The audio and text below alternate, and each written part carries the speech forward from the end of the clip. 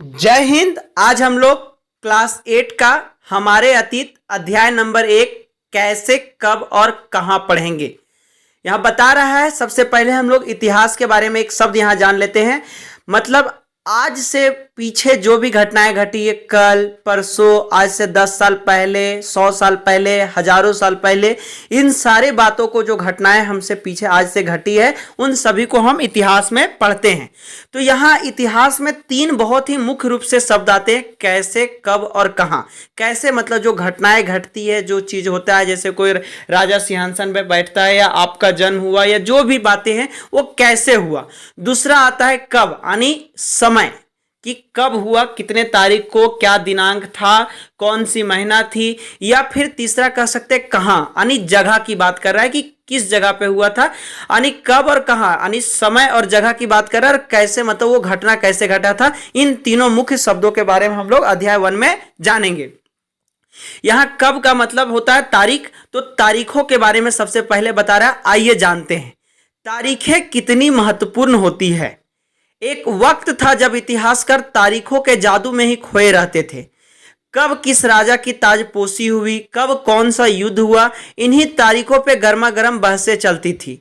मतलब बता रहा है कि पहले इतिहास को लोग तारीखों के पीछे पागल रहते थे। जितने इतिहासकार होते हैं जो इतिहास के बारे में लिखते हैं, बताते हैं, वे आपस में ही बहस करते रहते थे कि कब कौन राजा गद्दी पे बैठा, कब कौन गद्दी से उतरा, कब कहाँ कौन सा युद्ध हुआ, किस किस राजा के बीच में हुआ। इस तरह की कई सारी बातों पे इतिहास में तारीखों के प्रति गर्मा गर्म बहसें होती रहती है। आम समझ के हिसाब से इतिहासों को तारीखों का पर्याय माना जाता है। मतलब आम आदमी के हिसाब से कहे तो इतिहास कह सकते हैं कि तारीखों के बल पे ही चलता है, तारीख ही इतिहास है। लेकिन आगे हम लोग जानते हैं, आपने भी लोगों को यह कहते हुए सुना होगा कि इतिहास तो बहुत उबाऊ है भाई, बस तारीखें रटते चले जाओ। क्या इतिहास के बारे में यह धारणा सही है? मतलब एक प्रश्न पूछ रहा है आपसे कि क्या ये सही बात है। ऐसा लोग मानते हैं जो पढ़ते हैं बच्चे खास करके कि इतिहास में तारीखों को याद रखना, या जो इतिहासकार लोग होते हैं वे ऐसा मानते हैं, या जो लोग इतिहास के बारे में जानना चाहते हैं वे ऐसा मानते हैं कि क्या रोज रोज तारीखों को याद रखना ये बहुत उबाऊ है, एकदम दिमाग का बोझ है, ऐसा करके माना जाता है। क्या आप भी ऐसा सोचते हैं? ऐसा यहाँ पूछ रहा है। आगे जानते हैं। इसमें कोई शक नहीं कि इतिहास अलग अलग समय पे आने वाले बदलावों के बारे में ही होता है। मतलब बता रहा है कि इतिहास जो होता है अलग अलग समय पे जो जो बदलाव होते हैं हमारे आसपास, हमारे समाज में, उन सारे बातों को ही ये बताता है। इसका संबंध इस बात से है कि अतीत में चीजें किस तरह की थी और उनमें क्या बदलाव आए हैं। जैसे ही हम अतीत और वर्तमान की तुलना करते हैं हम समय का जिक्र करने लगते हैं। हम पहले और बाद में की बातें करने लगते हैं। मतलब पहले क्या था, आज क्या था, ये जब भी हम आसपास की तुलना करते हैं, यानी अतीत की यानी पीछे समय की बात और वर्तमान की, तो हमेशा समय की ही बात करते हैं कि पहले क्या क्या हुआ था और आज क्या क्या बदलाव हुआ। उस समय क्या नहीं था आज है, आज क्या है उस समय नहीं था, आदि बहुत सारी चीजें। रोजमर्रा की जिंदगी में हम अपने आसपास की चीजों पर हमेशा ऐतिहासिक सवाल नहीं उठाते। मतलब रोजमर्रा में जो हम लोग खाना पीना खाते रहते हैं, बहुत सारे काम करते हैं, उसमें किसी प्रकार का ऐतिहासिक सवाल नहीं उठाते। पर कभी कभी ऐसा होता है, आप देखते होंगे, इसके बारे में हम लोग आगे जानेंगे कि हम चीजों को स्वाभाविक मानकर चलते हैं। मानो जो हमें कुछ दिख रहा है वह हमेशा से ही ऐसा होता रहा है। लेकिन हम सबके सामने कभी कभी अचंभे के क्षण आते हैं। लेकिन कभी कभी ऐसा क्षण आता है कि कुछ नया घटना घटता है तो लगता है कि ये तो अभी नया चीज हुआ, ये ऐतिहासिक बात है, लेकिन ऐसा नहीं होता है, वो पीछे से चले आता है। आगे इसके बारे में जानते हैं। कई बार हम उत्सुक हो जाते हैं और ऐसे सवाल पूछते हैं जो वाकई ऐतिहासिक होते हैं। किसी व्यक्ति को सड़क किनारे चाय के घूंट भरते देखकर आप इस बात पर हैरान हो सकते हैं कि चाय या कॉफी पीने का चलन शुरू कब से हुआ होगा। यहाँ एक उदाहरण दिया हुआ है कि आज जो हम लोग चाय वगैरह किसी को पीते देखते हैं तो एक आम सी बात है, साधारण सी बात है। लेकिन अगर हम इसके पीछे कुछ समय तक जाए तो भी कोई फर्क नहीं पड़ता है। लेकिन एक लंबे अरसे के पीछे जाए कि जब ये चाय शुरुआत हुआ होगा, कि इस तरह हमेशा तो नहीं पीते होंगे, कभी इसका शुरुआत हुआ होगा, शुरुआत इसका प्रचलन हुआ होगा, तो उस समय ये इस तरह की बातें जब सोचते तो वाकई ये ऐतिहासिक बात हो जाता है। अब आगे यहाँ दूसरा एक बात और पूछ रहा है कि रेलगाड़ी की खिड़की से बाहर झांकते हुए अपने जहन में यह सवाल उठ सकता है कि रेलवे का निर्माण कब हुआ। देखिए, आज हम लोग रेलगाड़ी से लंबी लंबी यात्राएं सफर करते हैं, भारी भारी सामानों को एक स्थान से दूसरे स्थान पर ले जाया जाता है, लेकिन इस समय एक ऐसी स्थिति आ जाती है जब हम लोग अगर इसके बारे में सोचने लगे कि ये रेलवे का प्रचलन कब आया था, तभी ये एक ऐतिहासिक बात है कि आज जब हम लोग दैनिक दिनचर्या में प्रयोग करते हैं, आज हमें तो आम बात लगता है, लेकिन अगर हम इसके पुराने बातों को जानना चाहें तो हमें ऐतिहासिक दरवाजों को ही खटखटाना पड़ेगा।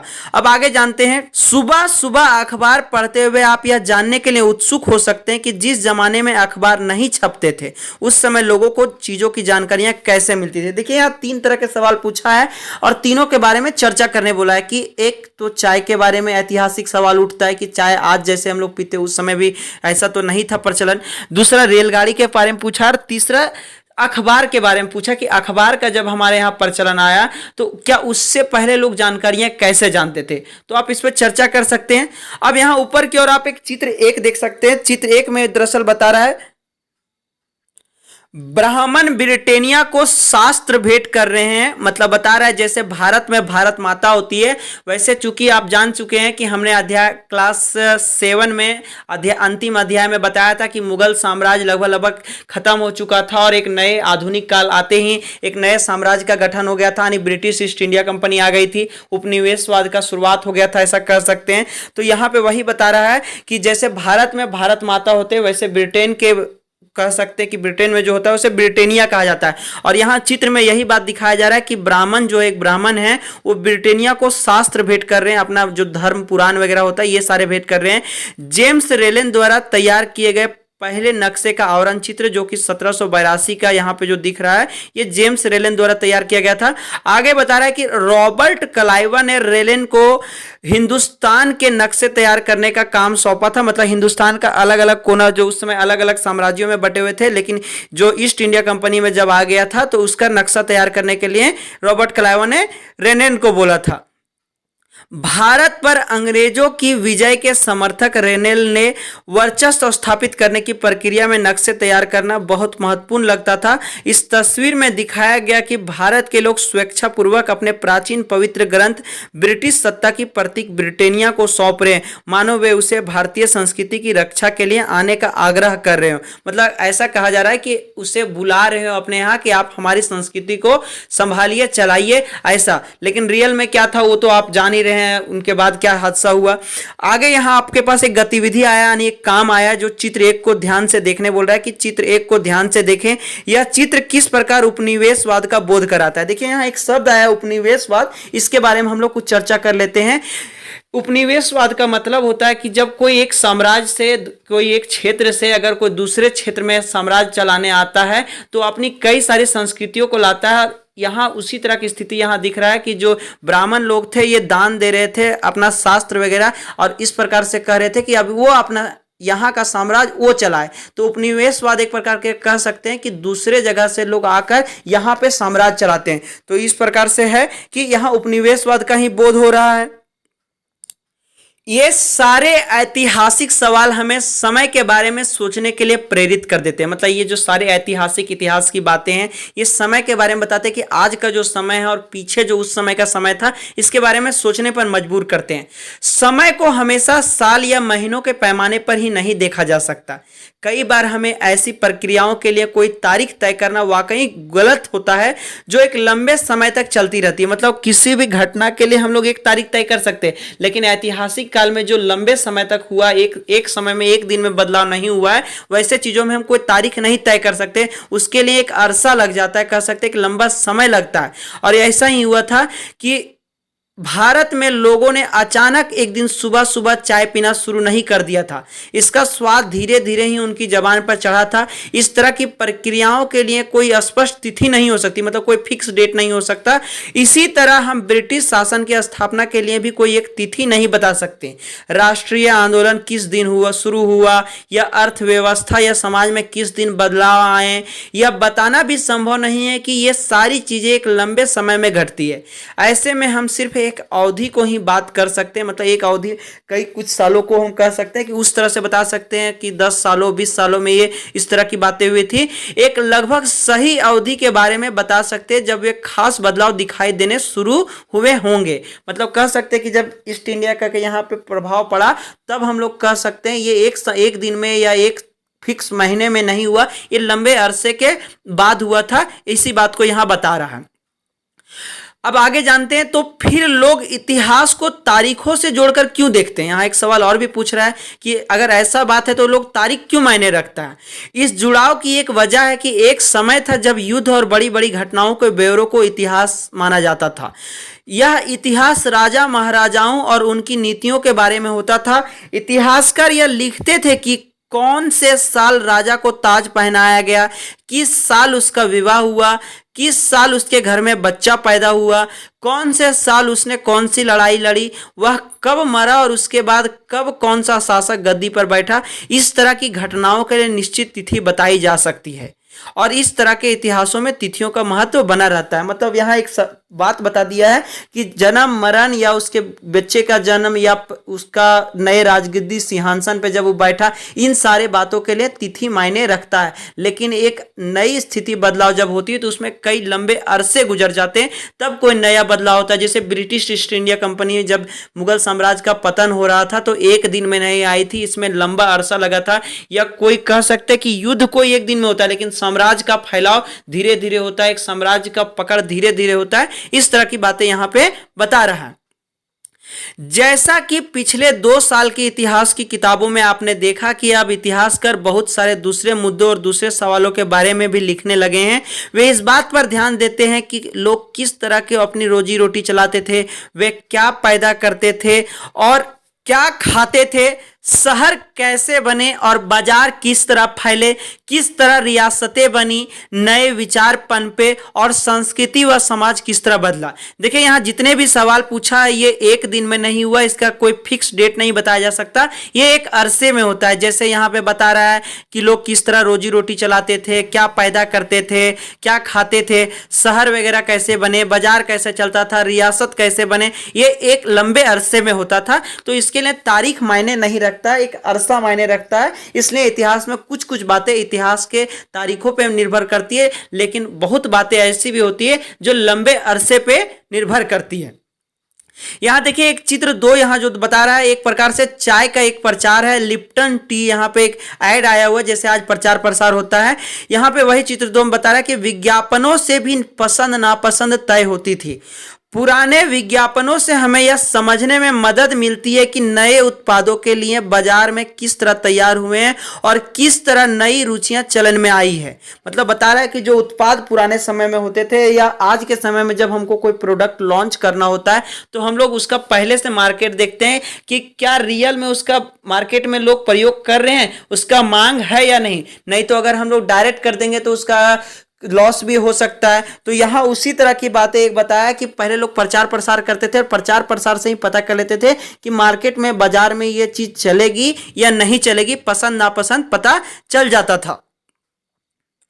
वही बात बता रहा है कि 1922 में लिप्टन चाय के लिए तैयार किया गया यह विज्ञापन इस बात की ओर संकेत करता है कि दुनिया भर के शाही लोग यही चाय पीते हैं। मतलब अभी हम लोग रॉयल कहते हैं कि ब्रांडेड चीज है तो ब्रांडेड चीज का प्रचार प्रसार होता है, ऐसा लोग मानते हैं कि अमीर लोग ऐसा करते। तो उस समय भी ये चित्र से देख सकते हैं कि रॉयल लोग लिप्टन चाय पीते थे, ऐसा लोगों के दिमाग में बैठाया जा रहा है। दुनिया भर के शाही लोग यही चाय पीते हैं। इस तस्वीर से पीछे की तरफ आप एक भारतीय महल दिखाई दे रहा है, जबकि अगले हिस्से में ब्रिटेन की रानी विक्टोरिया का तीसरा बेटा राजकुमार आर्थर घोड़े पर बैठा हुआ है। राजकुमार आर्थर को ड्यूक ऑफ कनॉट की पदवी दी गई थी। यहाँ उसकी पदवी के बारे में बता रहा है और इस तरह बता रहा है कि शाही लोग और भारत के उस समय जितने लोग हैं वो सारे लोग इस चाय को पीते थे, ऐसा प्रचार प्रसार में दिखाया गया था ताकि सभी अमीर क्वालिटी के लोग उस समय इस चाय को पिए। अब हम लोग आगे जानते हैं कौन सी तारीखें, कुछ तारीखों को महत्वपूर्ण मानने का पैमाना क्या होता है, मतलब कुछ तारीख कैसे महत्वपूर्ण होते हैं, उसका क्या डिसाइड करने का क्या तरीका होता है, ये बता रहा है। हम जो तारीखें चुनते हैं, जिन तारीखों को इर्द गिर्द हम अतीत की कहानियां बुनते हैं, वे अपने आप में महत्वपूर्ण नहीं होती है। वे इसलिए महत्वपूर्ण हो जाती है क्योंकि हम कुछ खास घटनाओं को महत्वपूर्ण मानकर चलने लगते हैं। मतलब कुछ घटना उस दिन घटती है और उसको हम महत्वपूर्ण मानते हैं कि फलाने दिन ये चीज हुआ था और ये बहुत महत्वपूर्ण बात है, तब वो तारीख महत्वपूर्ण हो जाती है। अध्ययन का विषय बदल जाता है अगर हम नए मुद्दों पर ध्यान देने लगते हैं, तो महत्वपूर्ण तारीखें भी बदल जाती है। मतलब अगर हम उस बात को छोड़ देते हैं, ध्यान नहीं देते हैं और फिर नई घटनाओं पर डिपेंड करते हैं, तो उस कंडीशन में उस तारीख का वैल्यू भी खत्म हो जाता है। एक उदाहरण पे विचार कीजिए कि भारत में ब्रिटिश इतिहासकारों ने जो इतिहास लिखे, उनमें हर एक गवर्नर जनरल का शासनकाल महत्वपूर्ण है। ये इतिहास प्रथम गवर्नर जनरल वॉरेन हेस्टिंग के शासन से शुरू होते हैं और आखिरी वायसराय लॉर्ड माउंटबेटन के साथ खत्म होते हैं। अलग अलग अध्यायों में हम दूसरे गवर्नर जनरलों हेस्टिंग, वेलेजली, बेंटिक, डलहौजी आदि के बारे में पढ़ेंगे। देखिए यहाँ बता रहा है कि शुरुआती समय में जो उदाहरण है कि अलग अलग शासन समय में जब ब्रिटिश ईस्ट इंडिया कंपनी आए तो इसके शासन काल में गवर्नर जनरल होते थे और अलग अलग समय पे अलग अलग गवर्नर जनरल बने। जैसे पहले सल्तनत होते थे मुगल साम्राज्य में, उत्तराधिकारी होते थे उससे पहले, फिर दिल्ली के शासक होते थे, अलग अलग समय में उसके राजवंश के लोग बैठते थे। वैसे ब्रिटिश ईस्ट इंडिया कंपनी जब आई तो इसके गवर्नर जनरल होते थे और अलग अलग समय पे इसके जो सबसे पहले गवर्नर जनरल थे वो वॉरेन हेस्टिंग थे और आखिरी जो वाइसराय थे वही गवर्नर जनरल को वाइसराय बोला जाता था, वो लॉर्ड माउंटबेटन थे। और समय समय पे और भी बहुत सारे लोग आए, आखिर इन लोगों ने भी लगभग 200 सालों तक राज किया था, 20वीं सदी के आसपास कह सकते हैं, आधा 20वीं सदी। आइए हम इसके बारे में और विस्तार से जानते हैं। Canning, Lawrence, Lytton, Ripon, Curzon, Hardinge, Irwin, ये सारे उस समय के कह सकते हैं कि ये गवर्नर जनरल थे और इन्होंने भारत पे शासन किया था के बारे में भी पढ़ते हैं। इस इतिहास में गवर्नर जनरलों और वायसरायों को कभी ना खत्म होने वाला सिलसिला ही छाया रहता था। इतिहास की इन किताबों में सारी तारीखों का महत्व इन अधिकारियों, इनकी गतिविधियों मतलब कामकाजों पे, नीतियों, कब कौन सा नीति सरकारी नीति की तरह लाते थे, उपलब्धियों के आधारों पर ही तय होता था। यह ऐसा था मानो इन लोगों के जीवन के बाहर कोई ऐसी चीज नहीं थी जिसे जानना महत्वपूर्ण हो। मतलब ऐसे कह सकते हैं कि इन लोगों का जीवन ही सबसे महत्व, इन लोगों का जीवन का जो होता था, जो जो इन लोग करते थे, इसी को लोग जानना चाहते थे, यही सबसे महत्वपूर्ण होता था, ऐसा माना जाता था। और कोई अन्य चीज का कोई फायदा नहीं था, कोई महत्वपूर्ण नहीं था। इन लोगों के जीवन का क्रम ब्रिटिश भारत के इतिहास में अलग अलग अध्यायों का विषय बन जाता था। क्या हम इसी दौर के इतिहास को अलग ढंग से नहीं लिख सकते? गवर्नर जनरलों के हम इतिहास को चौखटों में हम भारतीय समाज के विभिन्न समूहों और वर्गों की गतिविधियों पर किस तरह ध्यान दे सकते हैं, इस तरह का सवाल पूछा है। जब हम इतिहास या कोई कहानी लिखते हैं तो उसके टुकड़े या अध्यायों में बांट देते हैं। मतलब कह सकते हैं कि जब हम इतिहास की कोई बात लिखते हैं तो उसे कई टुकड़ों में या कई अध्याय, लेसन 1, लेसन 2 ऐसे बांट देते हैं। हम ऐसा क्यों करते हैं? ऐसा इसलिए किया जाता है ताकि हर अध्याय में कुछ सामंजस्य रहे, मतलब कुछ मुख्य बातें रहें। इसका मकसद कहानी को इस तरह सामने लाना होता है कि उसे आसानी से समझा जा सके और याद रखा जा सके। इस प्रक्रिया में हम सिर्फ उन घटनाओं पर जोर देते हैं जो उस कहानी को पेश करने में मददगार होती है। जो इतिहास गवर्नर जनरलों के जीवन के इर्द गिर्द चलता है उसमें भारतीयों की गतिविधियां कोई मायने नहीं रखती। मतलब जो गवर्नर जनरल के समय में जो इतिहास चल रहा था उसमें भारतीय लोगों का जीवन कैसा था, उसकी कोई काम काज, ये सारे पहनावा, रंग रूप, कोई गतिविधि का मायने नहीं रखा जाता था। ऐसा कोई इतिहासकार खास तरीके से नहीं लिखा गया। उनके लिए वहां कोई जगह नहीं होती, तो फिर क्या किया जाए? जाहिर है हमें अपने इतिहास का एक अलग खाका बनाना पड़ेगा, मतलब एक अलग नक्शा बनाना पड़ेगा। कह सकते हैं कि उन लोगों के जीवन को भी देखना पड़ेगा। जैसे हम लोगों ने दिल्ली के सुल्तान और मुगल साम्राज्य के समय में देखा था कि आम लोगों का जीवन कैसा था, जनजातीय लोग कैसे थे, ये सभी हम लोगों ने क्लास 7 और क्लास 6 में जाना था। और धर्म वगैरह कैसे पनपा था, बहुत सारी बातें। लेकिन जब ईस्ट इंडिया कंपनी आ गई तो केवल इन लोगों के वायसराय और इन्हीं लोगों के जो जनरल वगैरह होते थे उन्हीं लोगों के बारे में बताया जाता था। आगे बता रहा है कि वे महत्वपूर्ण नहीं रहेंगी, हमारे लिए नई तिथियां महत्वपूर्ण हो जाएगी। यहां बता रहा है कि अब तक जिन तिथियों को महत्व दिया जा रहा था वे महत्वपूर्ण नहीं रहेगी, हमारे लिए नई तिथियां महत्वपूर्ण हो जाएगी। ऐसा बता रहा है कि भारतीय लोगों के बारे में। अब यहाँ देखिए एक चित्र 3 बता रहा है कि ये वॉरेन हेस्टिंग है जो 1773 में भारत के पहले गवर्नर जनरल बने थे। यानी ईस्ट इंडिया कंपनी यहाँ जब आई थी तो 1773 में पहला गवर्नर जनरल वॉरेन हेस्टिंग बने थे। इतिहास की किताबों में गवर्नर जनरलों के कारनामों, जीवनियों में उनकी गौरव गाथाओं और तस्वीरों में उनके भव्य व्यक्तित्व को उभारा जाता है। मतलब आज भी इतिहासों में उनके काफी गुणगान कह सकते हैं कि गुणगान किया जाता है। अब हम लोग जानते हैं कि हम अवधि कैसे तय करते हैं। 1817 में स्कॉटलैंड के अर्थशास्त्री और राजनीतिक दार्शनिक जेम्स मिल ने 3 विशाल खंडों में ये हिस्ट्री ऑफ ब्रिटिश इंडिया यानी ब्रिटिश भारत का इतिहास, ब्रिटिश के समय में जो भारत का इतिहास था उसको जेम्स मिल ने इस तरह से बांटा था। यानी स्कॉटलैंड के एक अर्थशास्त्री थे और इकोनॉमिक्स बोल सकते हैं, और ये जो दार्शनिक थे जेम्स राजनीतिक जो थे वहाँ के, ये भारतीय इतिहास को 3 कालखंडों में बांटा था। इस किताब में उन्होंने एक किताब भी लिखी थी और इस किताब में उन्होंने भारत के इतिहास को हिंदू, मुस्लिम और ब्रिटिश इन 3 कालखंडों में बांटा था। कालखंडों के इस निर्धारण को ज़्यादातर लोगों ने मान भी लिया। क्या आपको भारतीय इतिहास को समझने की इस तरीके में कोई समस्या दिखाई देती है? देखिए आपसे पूछ रहा है कि जेम्स मिल जो इतिहास के कालखंडों को, जो ब्रिटिश साम्राज्य जब तक राज की थी 200 साल तक, इसको उन्होंने 3 कालखंडों में बांटा था, एक हिंदू, मुस्लिम और ब्रिटिश। क्या आपको इसमें कालखंड में किसी प्रकार की कोई समस्या दिखाई देती है? ये आपसे पूछ रहा है। इससे पहले भी यहाँ एक गतिविधि, एक काम दिया हुआ है, इसके बारे में थोड़ा जान लेते हैं कि अपनी माँ या परिवार के किसी अन्य सदस्य से बात करके उनके जीवन के बारे में पता लगाइए। मतलब अपनी माँ के बारे में या परिवार के और कोई दादाजी हैं या जो भी, उनसे आप पूछिए और उनके जीवन के बारे में पता लगाइए कि उसके समय कैसा होता था उनके समय में। अब उनके जीवन को अलग अलग कालखंडों में बांटे, जैसे जेम्स मिल ने यहाँ बांटा था और हम लोगों ने क्लास 6, 7, 8 में तो भी बांटा था।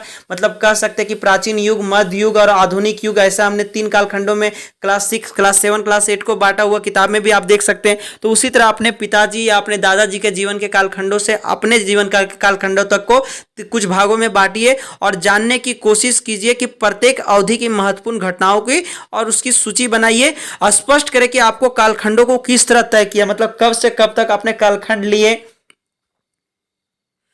अब फिर से जानते हैं इधर इतिहास को हम अलग अलग कालखंडों में बांटने की कोशिश क्यों करते हैं। इसकी भी एक वजह है। हम एक दौर की खासियतों, उसके केंद्रीय तत्वों को पकड़ने की कोशिश करते हैं, इसलिए ऐसे शब्द महत्वपूर्ण हो जाते हैं जिनके सहारे हम समय को बांटते हैं। ये शब्द अतीत के बारे में हमारे विचारों को दर्शाते हैं। वे हमें बताते हैं कि एक अवधि से दूसरी अवधि के बीच आए बदलावों का क्या महत्व होता है। मतलब इन दोनों समयों अंतरालों के बीच नए नए क्या क्या परिवर्तन हुए, और इस तरह हम कालखंडों को बांटते हैं।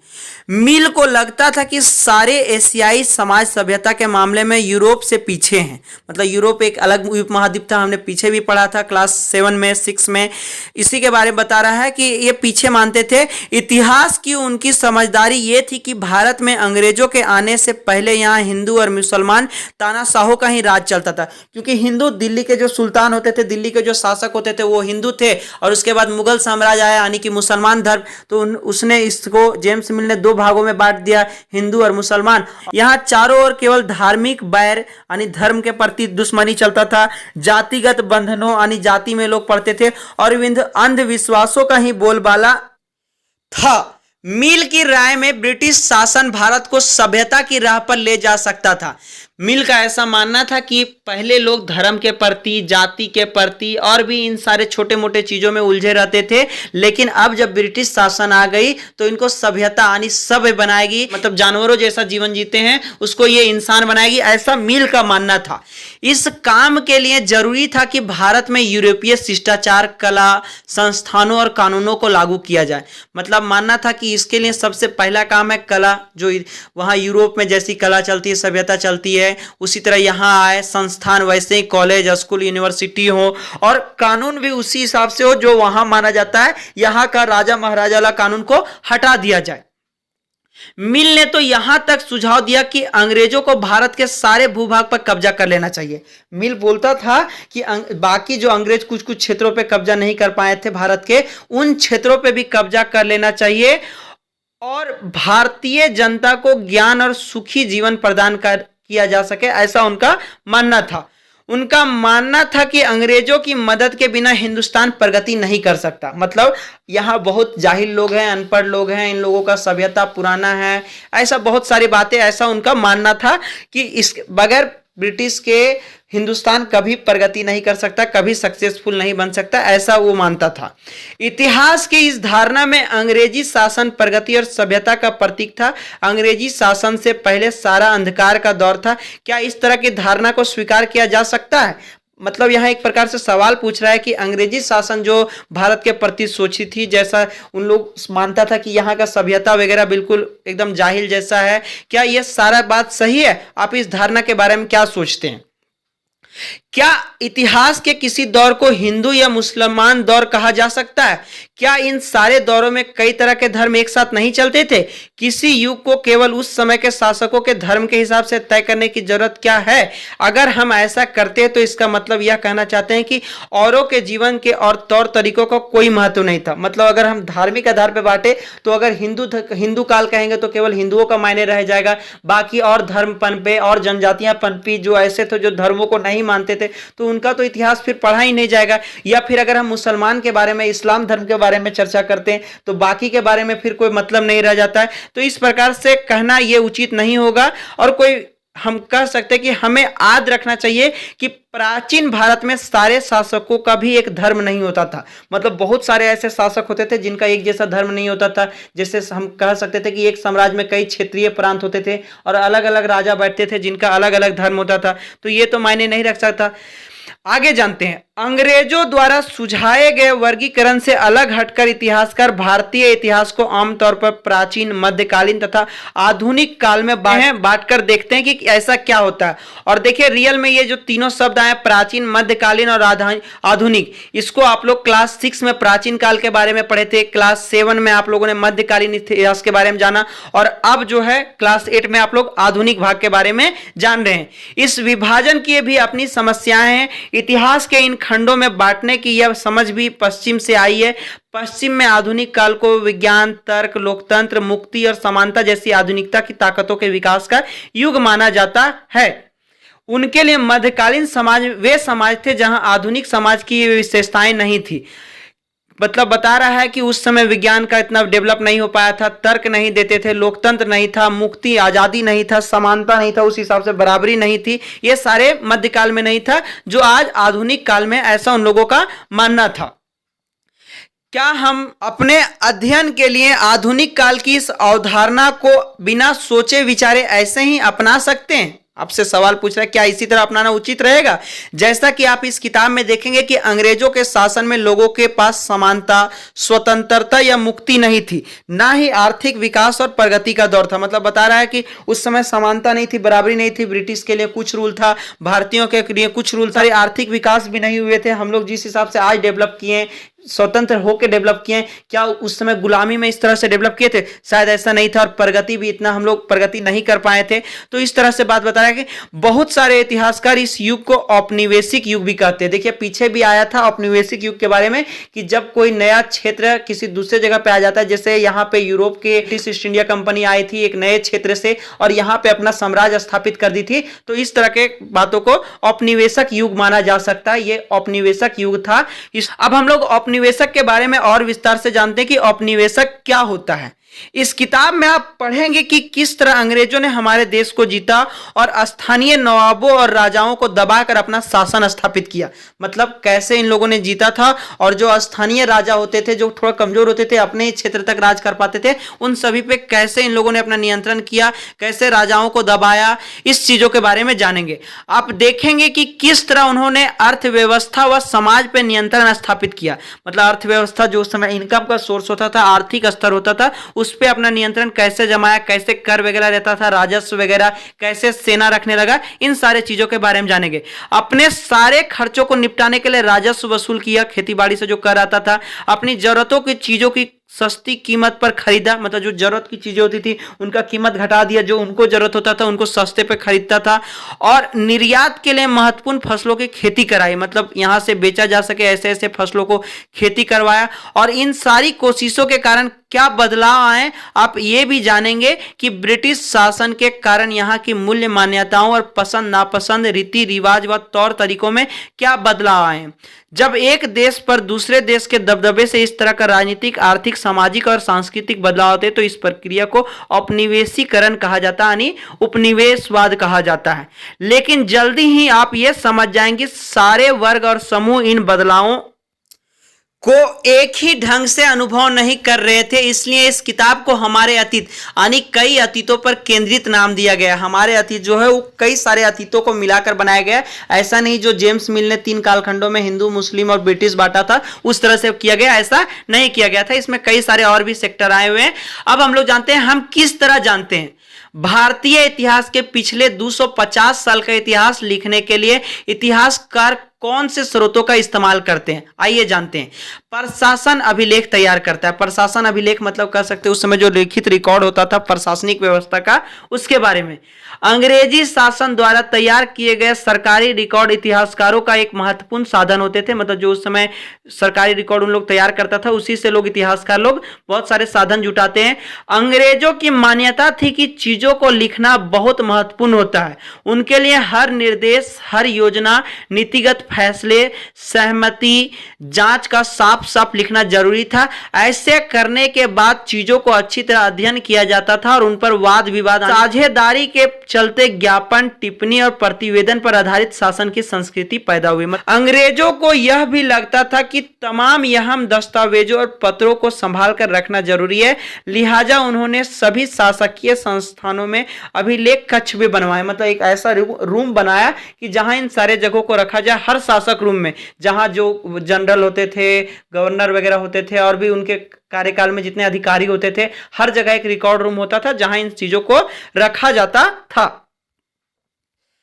तहसील के दफ्तर, कलेक्ट्रेट, कमिश्नर के दफ्तर, प्रांतीय सचिवालय, कचहरी, सबके अपने रिकॉर्ड रूम होते थे। महत्वपूर्ण दस्तावेजों को बचाकर रखने के लिए अभिलेखागार यानी जिनको आर्काइवा और संग्रहालय जैसे संस्थान भी बनाए गए थे, मतलब अभिलेखागार और संग्रहालय 2 जगह बनाया गया था जिसमें इन सारे रिकॉर्डों को रखा जाता था। और वो स्थिति आज भी बहुत सारे रिकॉर्ड को रखा जाता है। जैसे आप अपने स्कूल में ही देख सकते हैं कि स्कूल में कई सारे रिकॉर्ड को प्रिंसिपल सर रखते हैं और भी जमीन वगैरह से रिलेटेड जमींदार लोग रखते हैं। आप अपने घर में भी कई प्रकार के कागज देखते होंगे जो अपने जैसे क्लास पीछे का जितने भी आपके सर्टिफिकेट वगैरह होंगे, आधार कार्ड वगैरह होंगे, इन सारे चीजों को आप सहेज कर रखते होंगे। ये सारा व्यवस्था उसी समय अंग्रेजों ने बनाया था।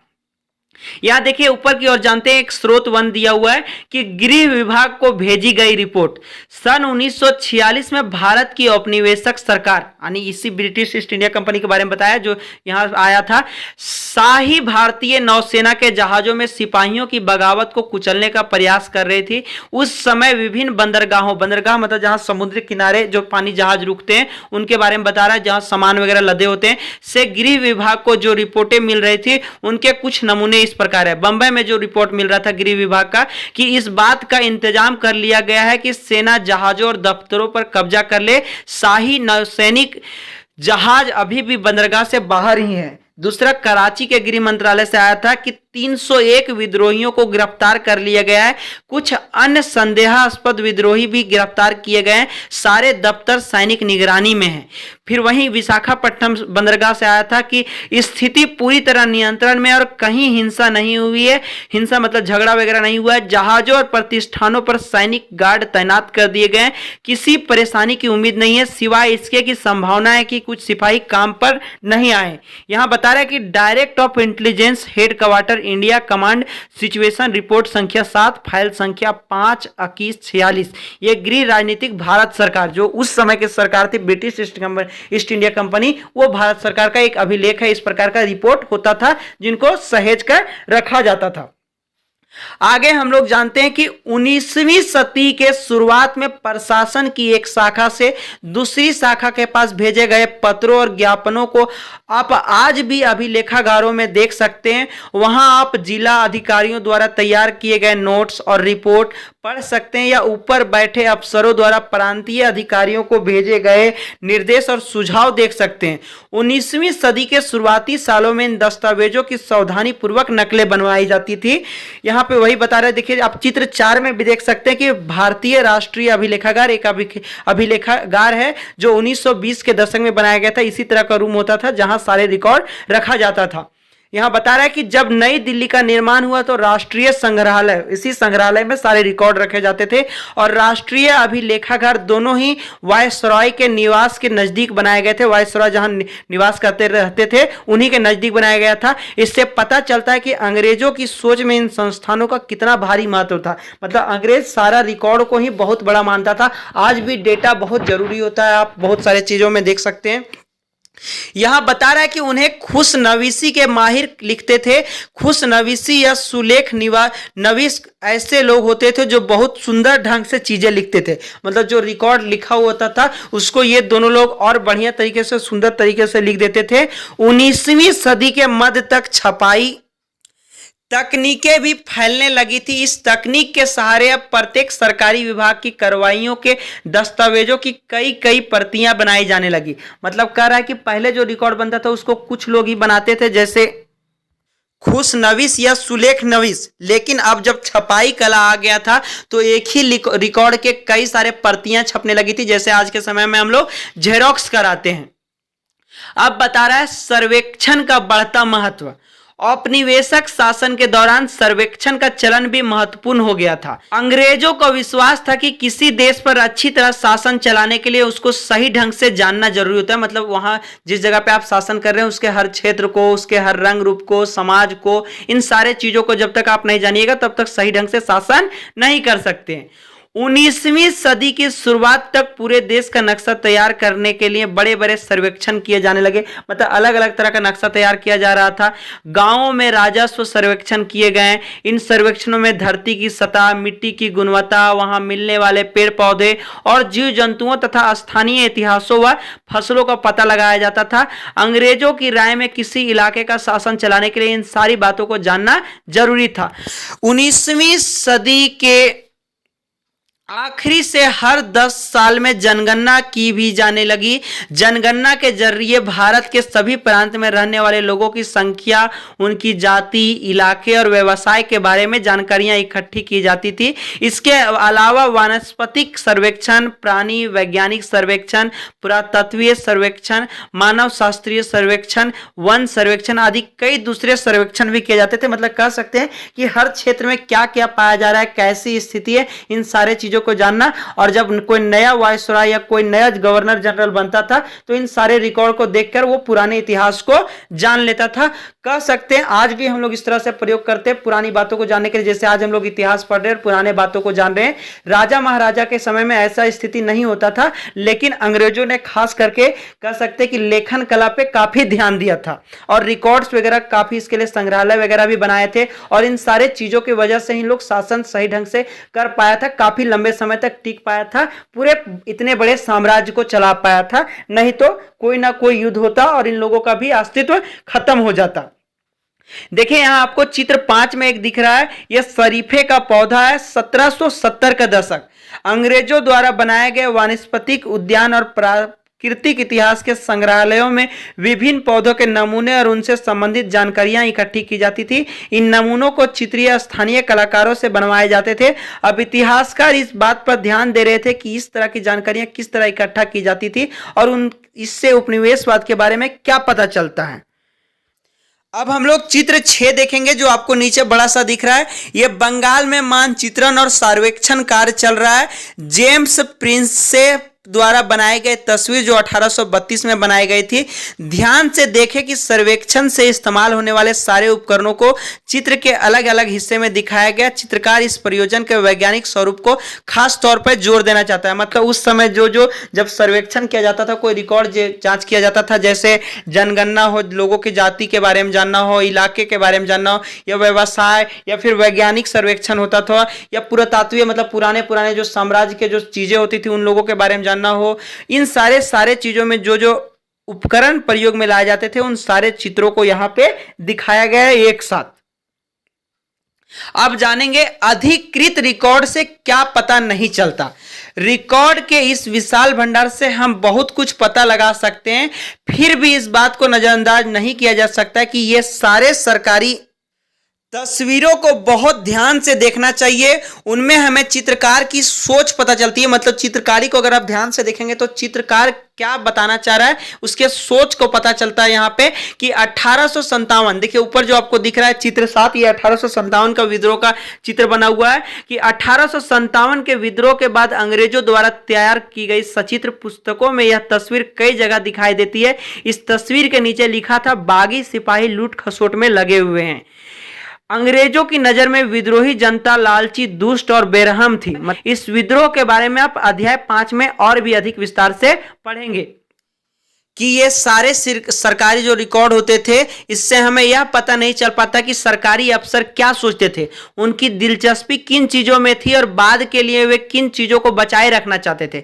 इन रिकॉर्ड से हमें यह समझने में हमेशा मदद नहीं मिलती कि देश के दूसरे लोग क्या महसूस करते थे और उनकी कार्रवाइयों की क्या वजह थी। मतलब बता रहा है कि ये तो केवल अधिकारियों द्वारा बनाया गया था, तो केवल अधिकारियों को देखकर ही रखा गया होगा, उन्हीं के प्रति सोच के बनाया होगा, लेकिन देश के और जो अन्य लोग थे वो कैसा महसूस करते थे, या फिर कह सकते थे कि उस समय बहुत सारी ऐसी चीजें थी जिसके बारे में नहीं बताया गया।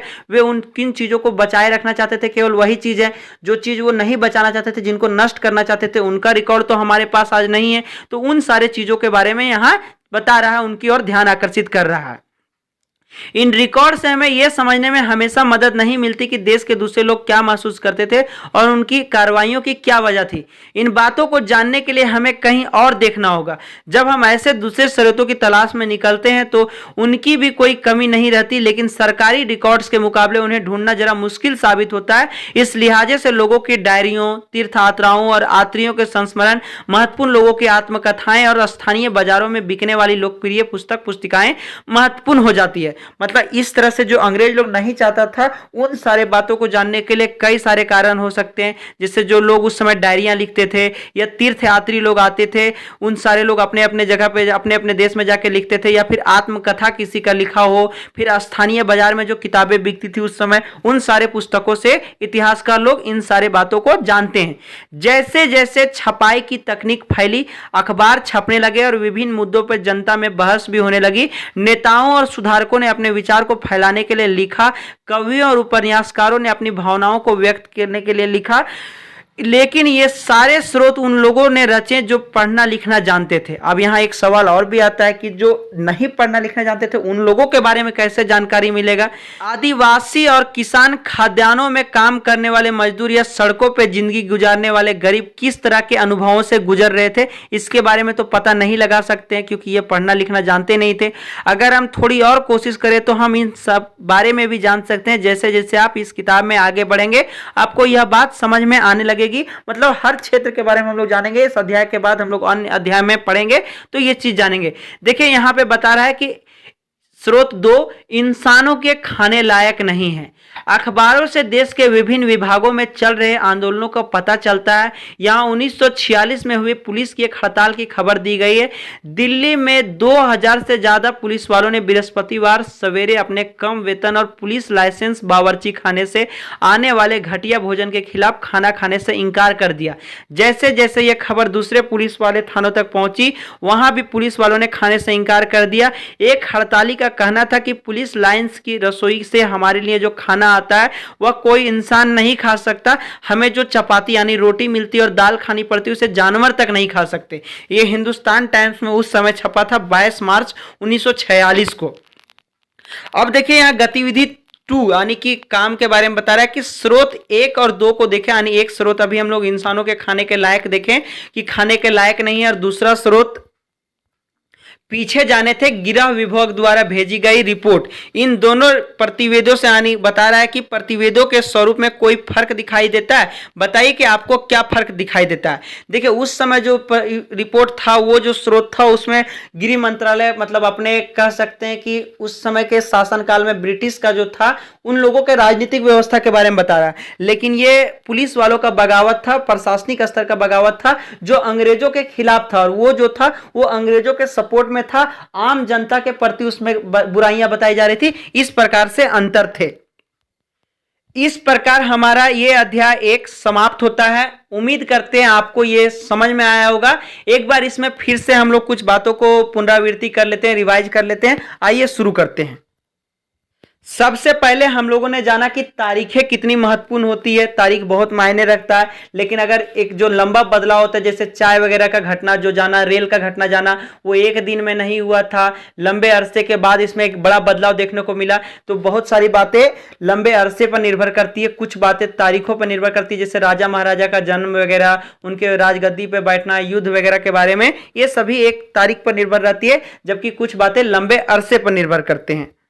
उसके बाद हम लोगों ने जाना था कि तारीखें महत्वपूर्ण नहीं होती, लेकिन जब उस दिन कुछ खास घटनाएं घटती है और उन घटनाओं को जब हम महत्वपूर्ण मानते हैं तो वो तारीखें महत्वपूर्ण हो जाती है। और इसी तरह यहाँ पूछा कि कौन सी तारीखें, मतलब कि ब्रिटिश के समय में जो गवर्नर आए, वायसरॉय आए, इन लोगों ने जो जो नीतियाँ अपनाई, जो जो प्रशासनिक व्यवस्था अपनाए और कब इन लोग अपने गद्दी पे बैठे, इन सारे चीज़ों को जानने को ही यहाँ अलग अलग तारीखों के बारे में बता रहा है।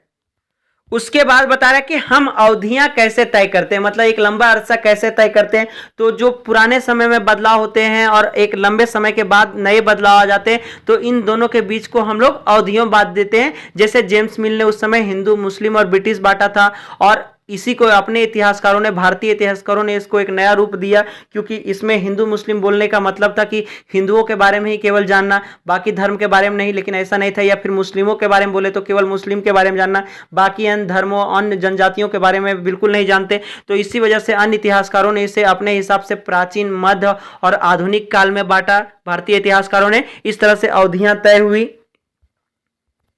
उसके बाद हम लोगों ने औपनिवेशक के बारे में जाना कि जब एक देश दूसरे देश पर दबदबा अपना कायम करता है और अपनी शासन व्यवस्था, राजनीतिक, आर्थिक, सामाजिक, इस तरह की व्यवस्थाओं को थोपता है जबरदस्ती, तो इस प्रक्रिया को औपनिवेशवाद कहा जाता है। जैसे यहाँ ब्रिटिश ईस्ट इंडिया कंपनी ने भारत के लोगों पर थोपा था।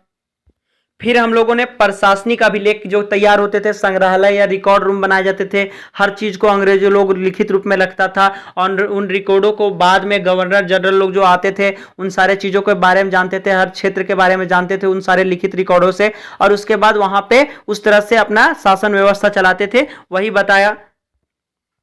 उसके बाद हम लोगों ने कई तरह के सर्वेक्षण पढ़े, मतलब सर्वे होता था जिसमें अलग अलग चीज़ें जानी जाती थी, जैसे वनस्पति के बारे में, पुरातत्वीय क्षेत्र मतलब क्या क्या वहाँ पाया जा सकता है, वैज्ञानिक सर्वेक्षण होता था, मानव शास्त्रीय होता था, जंगलों आदि का होता था, और भी कई तरह के सर्वेक्षण होते थे, जनगणना वगैरह होता था, लोगों के प्रति जनगणना, पेड़ पौधों तक के बारे में जानकारियां रखी जाती थी। फिर बहुत सारे उसके बाद जाना अधिकृत रिकॉर्ड, जिससे हमें कुछ बातें नहीं पता चलता है, जैसे जो लोग अंग्रेज लोग छपवाना चाहता था केवल उन्हीं बातों को पता चलता है, अन्य बातें तो जो उनको पसंद नहीं थी उन बातों के बारे में तो नहीं पता चलता है। तो उन बातों को जो लोकल मार्केट में, स्थानीय बाजार में जो रिकॉर्ड मिलते थे उन लोगों से पता चलता था। धार्मिक लोग जो यहाँ घूमने आते थे उनके यात्रा वृत्तांत में पता चलता था, या कोई डायरी लिखता था तो उसमें जानते थे, या किसी के छोटे छोटे पुराने पुस्तकों वगैरह से मिलता था। इस प्रकार हमारा ये अध्याय 1 समाप्त होता है। उम्मीद है आपको ये पसंद आया होगा। अध्याय पसंद आया हो तो हमारे वीडियो को लाइक कर लें। साथ ही इसी तरह के नॉलेजफुल जानकारी लेने के लिए या क्लास 8 का और भी सब्जेक्ट चैप्टर्स जानने के लिए हमारे चैनल को सब्सक्राइब कर लें। मिलते हैं नेक्स्ट वीडियो में, तब तक के लिए धन्यवाद। जय हिंद।